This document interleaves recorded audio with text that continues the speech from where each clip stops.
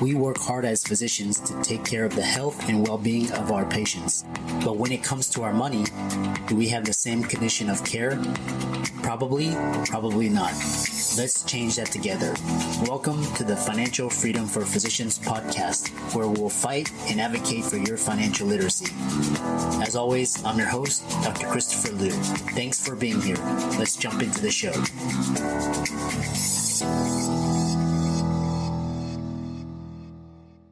This week's episode is sponsored by CityVest. CityVest has quickly become the most popular and best way for doctors to invest in top-performing real estate private equity funds that are usually reserved for institutional investors. This unique access to investing in these institutional funds is available for the first time ever through CityVest's easy and secure online investment platform. CityVest does the hard work of conducting due diligence and vetting the investments. They even get a third-party due diligence report that is posted on their website. As a result of aggregating a several $million investment amount into their access funds, CityVest gains access to investing in the institutional investment and is able to negotiate better investment terms such as a 12% preferred return.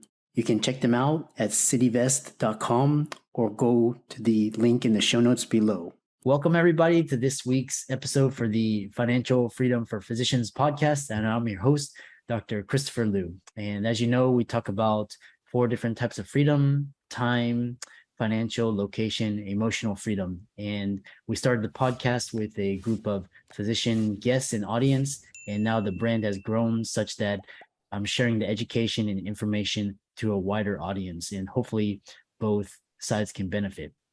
So today we have a very special guest. His name is Julian Hayes II, and he's going to be talking all about entrepreneurship. He's going to be talking about business, health consultant, and creating your future. So Julian, welcome. Thank you so much for having me on, Dr. Liu. I really appreciate that. And I love those 4 pillars right there, especially the first one that we always think about, of course, is financial freedom, and then maybe location, and then time, but emotional freedom. And I love the emotional component of that, because it is very, very true, because you could be in, your ideal location and you got all the time in the world, but then you just feel crappy and you got a lot of stuff that you haven't taken care of, because wherever you go, you go. Somebody told me that a long time ago. I tried to run away, just change locations thinking it would solve all my problems, and it didn't. So that's why that really stuck out to me. Yeah, I know right now people are talking about happiness, freedom, and all the different components and all of the pillars. So you actually have an interesting slant to it, and where you're talking about health-wise. So health is actually the pillar of everything. If you're sick, always sick, and you really can't have happiness, you can't have freedom. It doesn't matter if you have all the other pillars. So tell us more about yourself, your background, and how you got started. Yeah, ironically enough, my initial goal was actually to become a physician. And so I wanted to be an ophthalmologist. And so I went to medical school, and I left after the first year of medical school, not because it was good, but I knew there was great out there. And I met a lot of interesting people when I was in New York. And I love health, and I love all that encompasses, but I didn't necessarily love being a physician, because I was worried that, the road to ophthalmologist is probably especially if you're going to specialize in everything, that's a decade at least, I believe. And I was just thinking that, do I want to tie myself down to one thing when there's so many different things that I'm interested in? And I couldn't, and I could always go back to school. And so that made the decision easier. And so over the course of time, I started, like most, I think, fitness people, I started as a personal trainer when I left medical school. I did personal training, I did that a little bit in college.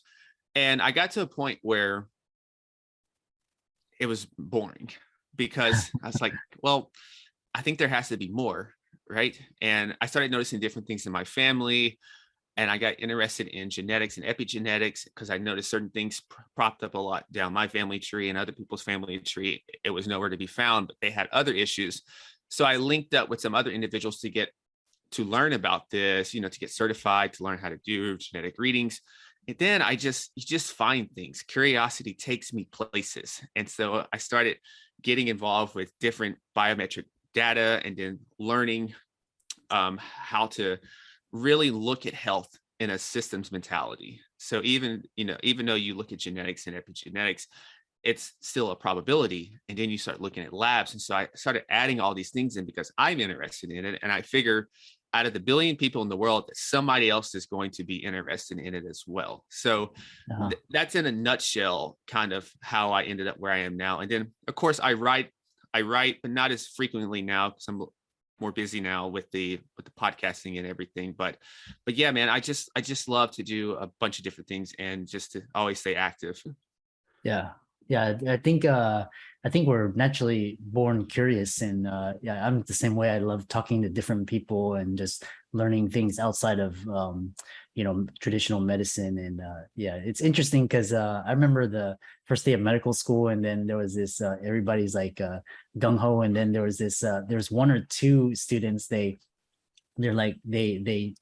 went to the orientation first day, and after that they quit because they're like, I'm not gonna do this. And looking back, I was like, man, I wish I had their balls and their courage. So but, medical school is it's interesting because I don't think I was excited when I first got there. I think I got excited once I saw a little clinical stuff. I was like, wow, is this really it? I'm just gonna, it's like drinking from a fire hose. So I told friends, it's not just crazy difficult. It's just a lot of volume. And it never stops. Whereas like in undergrad, I feel like you would have a week where it's a lot of stuff and then you can like ease off. Except this train never stops. And so I had to really learn time management and everything. But yeah, kudos to those people, because I'm sure they saved money. And so that's the only thing. I'm like, oh man, this is an expensive lesson, but I guess it's better than realizing the third or fourth year. Yeah, exactly. So what's interesting is you talk about genetics and epigenetics, and I know some people may not really tell us more what is epigenetics, and we can go from there. Yeah. So many of us have heard genetics, right? But a lot of times we haven't heard epigenetics. So just to construct that word is epi means above, and then of course the rest of that is genetics. So it's going to be above the gene. And so a lot of times when we hear that our genes are our destiny, that's not necessarily true, because when epigenetics comes apart, this is basically a part that can express or not express certain genes. And I like to think of this as, look at your body as the hardwire of a computer, and the software is the different inputs. And that software ultimately dictates how that hardware operates. So in our sense, if our body's the hardware, the software is the food we eat, the water that hopefully we're drinking enough of, how we're breathing, how we're handling stress, emotions, as we mentioned earlier, pollution, everything in the environment, the people that we're with, our vocation, our jobs, all that is dynamically interacting with our body, whether we realize it or not. And at all times, some genes are turning off, some genes are turning on. And so in a nutshell, what this looks like in a practical sense is, and this is still very early, and so this is just getting better, but basically you can be more precise with how you go about establishing a health and fitness plan. A lot of times we used to say keto is a big rage right now, or carnivore is a big rage. Well, some people are not going to be able to handle dietary fats, and specifically saturated fats, as well as other people. So those diets necessarily wouldn't be better for them. They would probably need to look at something else. So that's kind of that in a nutshell. DockToDo is a personal lending solution designed by doctors for doctors. We understand that doctors' financial situations change faster than an insulin drip in ketoacidosis. And we also understand that doctors are the most reliable borrowers in the world. Through our proprietary algorithm, we're able to provide personal loans at great rates with amazing flexibility, because we take into account your schooling, your specialty, and where you are in the medical journey. Doctors come to us after they've matched into residency, and we loan for all sorts of personal reasons, from credit card debt consolidation to family expenses and medical bills. We speak with everyone who applies for a loan and offer fixed interest rates and flexible term options without prepayment penalties. If you're a physician looking for a personal loan, fill out our application form now. It only takes 3 minutes, and we'll get back to you with a decision within 24 hours. What's interesting is, this epigenetics and all of these new ideas are talking about aging. So what's the first principle of healthy aging? Yeah, the first principle of healthy aging, and it's a super easy one, and it's actually your mindset. In particular, really wrapping your mind around what aging is. So I always say that aging needs if you're a marketing firm out there, you should really take a look at this, that aging really needs a rebranding, because when we think about aging, it's never positive things that comes to mind typically for most people. It's you're going to get colder, your metabolism slows down, you gain a little weight, it's harder to come off, your brain is not as sharp, you feel more brittle, you're more afraid to fall. So it's all these negative connotations. Whereas when I think about aging, I think about wisdom, I think about having more experience. So I think about people like LeBron James, who is maybe, I think, all around his 20th year or so. And he's still a top 5, top 10 NBA player because he has more wisdom now. He has more experience now and still has the health. And so that's the first principle, and really thinking about, what does aging mean to you? What does, your wealth span, your health span, and your lifespan, what does that look like to you? If you were a genie in a bottle, how would you construct this? And so that's the first essence of this whole thing. Before grabbing the first supplement, before fixing the first smoothie, it's to really grasp what aging means to you and how do you want to age. Interesting. That's interesting. I always thought of aging as a biological thing, but you mention it as a mindset thing, so which is fascinating. How does go ahead. Yeah, it's very much a biological thing. Absolutely. But the funny thing is, though, now, that's another thing that we can do now, is that you have, you can test your biological age to your chronological age now. And so it's a company called True Age. I think they have the best one out there because they go by DNA methylation. And so you can actually compare those two things to say, oh, I may be like, I'm 36 chronologically, but biologically I'm 30. I'm working on that. I want to go back more. And so you have these things. So for individual, they can say, okay, I might be 50, 55, but if I put together this plan to do these certain things, these interventions, I can be 45. And so when somebody asks you, how old are you? You can say 45. Yeah.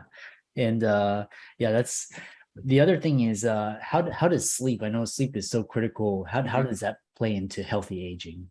Yeah, sleep is, I would say, the fundamental principle. It's the thing that most probably high performers want to skip and get as little of because they're so busy doing everything. I'm one of those people as well. I do not like to sleep. I sleep because it's important. That's the only reason. That's the only thing that can convince me to sleep. I do not like to sleep. If somebody wants an invention out there, please make one where I don't need to sleep. So there's a very small percentage of the world, actually, in fact, that has like a gene. I think it's the DockToDo gene, and they can actually thrive, I think, on like 5 hours of sleep, 5-6 hours of sleep. And you can check like their labs and their brain scans and everything, and it's optimal. So I'm jealous of those people. But for the rest of us, if you think about it, sleep is tied to every single facet of life, whether it's with our weight, whether it's with our emotional intelligence, whether it is with our decision making. Sleep is tied to those things. And two critical areas that we can all visualize is our amygdala and prefrontal cortex. So the prefrontal cortex has logic and reasoning. Amygdala is more emotional based thing. And when you're sleep deprived, there's less activity going on in that prefrontal cortex and more in that amygdala. So in a practical sense, what this looks like on a day-to-day basis, whether in relationships or at work or just deciding between food, is that you are going to be making decisions more from a emotional and reactive standpoint rather than logic and reasoning.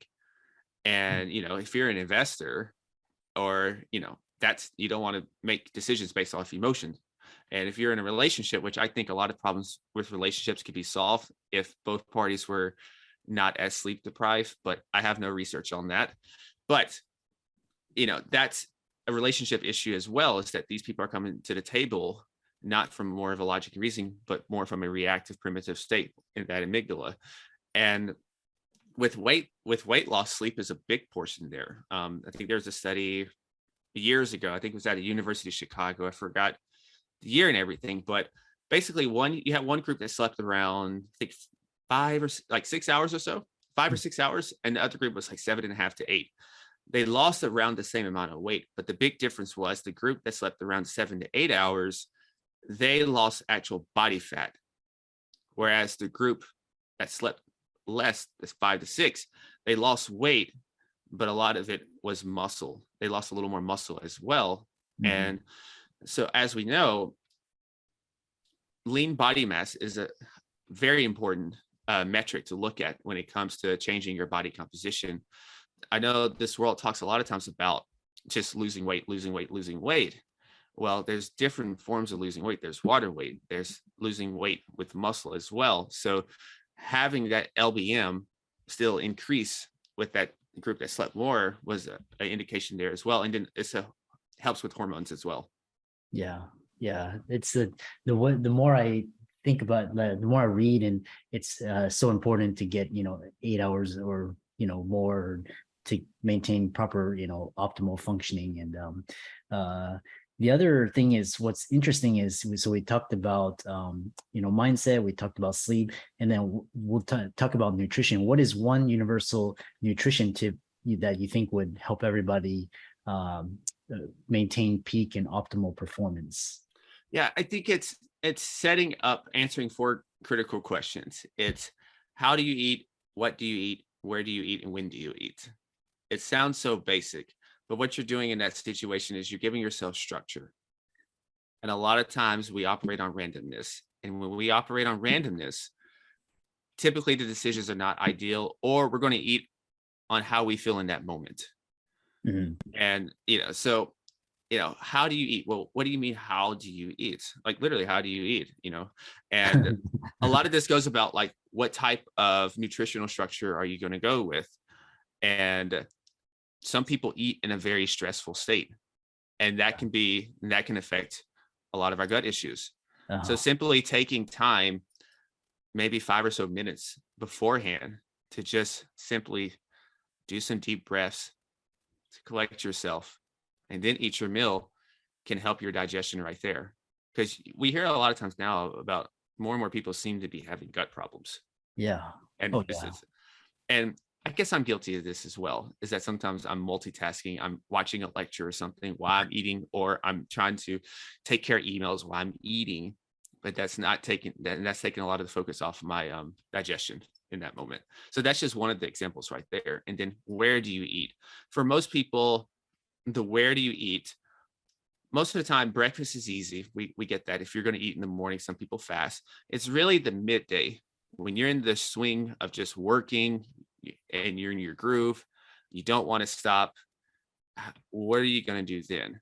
And so that's the critical component with that right there. And a lot of people have opted for some of those meal delivery services for the midday, because they usually have the beginning and the end of the day is pretty good. It's the middle of the day that tends to be a little dicey. Mm-hmm. Yeah, that's interesting how you structure everything. And then what the other thing is, you mentioned a lot of parallels between high performance athletic and business and entrepreneurship. So, how can exercising, and also just what can high performance athletes teach entrepreneurs and business leaders about sustaining peak performance?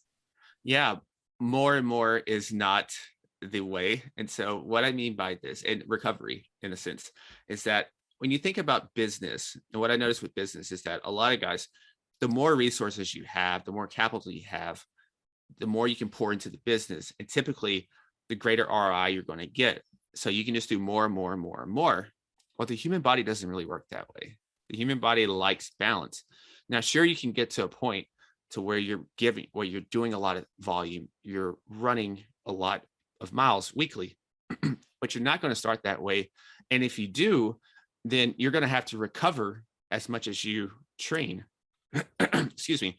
And this is the thing that, especially a lot of businessmen, typically miss the ball on, because they're very type A, very competitive driven. So let's use CrossFit, for example. They want to go from 0 to 100 in CrossFit. And you're right. I don't know how their mobility is. Their sleep may not be optimal at the moment. Their nutrition may not be optimal, but they're just going 0 to 100, this fully fledged in. And you could probably get away with that for a few weeks, of course, right? But if you think about the longevity of things, there's a higher risk of injury, there's a higher risk of burnout, and there's just another higher risk of just it interfering with your schedule and all of that. And then it becomes a battle between fitness and your everyday life. And this is a lot of times why people have this seesaw with their health and fitness, is because there's no congruence, there's no synergy, and they're not seamlessly integrated with each other. Mm-hmm. But the recovery aspect is what I really harp on. And because we see these amazing athletes doing these amazing feats, but we don't see the behind the scenes work. We don't see the baths, the ice baths. We don't see the massage sessions. We do not see the sauna sessions. A lot of times we do not see a lot of this stuff. So all we see is the doing, but we don't see what leads up to that. And this is the same thing as individuals when they apply for their health. Yeah, that's interesting.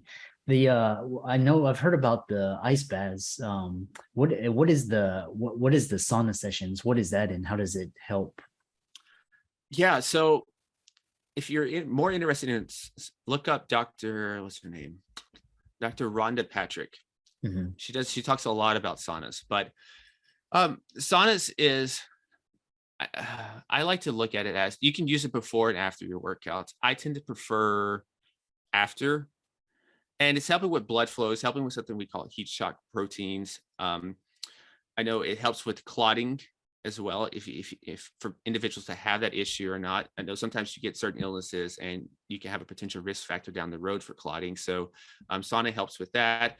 I think I'm trying to think of her study off the top of my head, and I think it was a 30-minute session with a 20-minute rest and then another 30-minute session. And I forgot the number that it boosted, human growth hormone. Mm-hmm. And I believe a couple times a week, around 20 minutes, it reduces all-cause mortality. Wow. Because a lot of the Scandinavian countries do a lot of research in this, and because they're like, I think everyone has it there. It's like as common as drinking water for us is their sauna use. So I believe the sweet spot is 20 minutes per session. Mm-hmm. Most people probably will not start with 20 minutes. Yeah, right. But it's something to work up to. But a couple times a week, it does reduce all-cause mortality. And I forgot about what percentage. Yeah, that's fascinating. How you can use extreme temperatures, extreme cold, mm-hmm. and extreme heat to. I've actually done the 2-minute Wim Hof daily cold showers, and that really improves your energy and your focus and your clarity. So I hate cold. Give me heat over the cold. I've done it. I do them both, but for some people, this goes back to, like I said, our individual makeup. Some people can handle the heat a lot more than the cold, and vice versa. Yeah. Cold showers, for some reason, even for 2 minutes, are just so brutal to me. Whereas I can sit in this sauna literally for 20 minutes and just like relax. Oh, another good thing is that the sauna is just going to sweat out a lot of the heavy metals and pollutants that they get in our body. And so that's another big one, because you can be as diligent as you want, but you're still going to get heavy metals and everything in the world. At least I'm speaking for America, at least, right? Yeah. So it's pretty much impossible to avoid. So the sauna helps with that a little bit as well. Excellent. Well, Julian, it's been a really fascinating discussion. You're very knowledgeable, and I like how you incorporate health and science in athletics into business and becoming a top performer. So I know a lot of people are interested in finding more about you and learning about you. So how can they do that? Yeah, you can just simply find me at theartoffitnessandlife.com, and it will have all the social media links and the podcast link and much more there. Yeah. And to the audience, Julian's resources will be in the links and show notes. And Julian, it was a fascinating discussion, and hopefully we look forward to working with you in the future. Thank you so much for having me on. I appreciate it. I'm excited that you made it for another episode. You are truly the best. If you've been following the show for a while, you know that my passion is to bring you the education you need to find your path to financial freedom. Please come back week after week for new content, new resources, and great guests. Until then, if you haven't already, please be sure to check out the website, www.drchrislumdphd.com for more support. I'll see you next week.